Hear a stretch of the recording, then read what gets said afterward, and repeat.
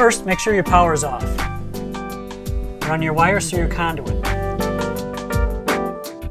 Give yourself about 6 inches of extra. Strip your wires. Connect your hot to hot, very important, your common to your common. Attach your outlet. Turn on your power, and test your continuity. That's it, but if you need help, call us. Burkhart's Repairs Are Us, 630-894-1042, or see us online.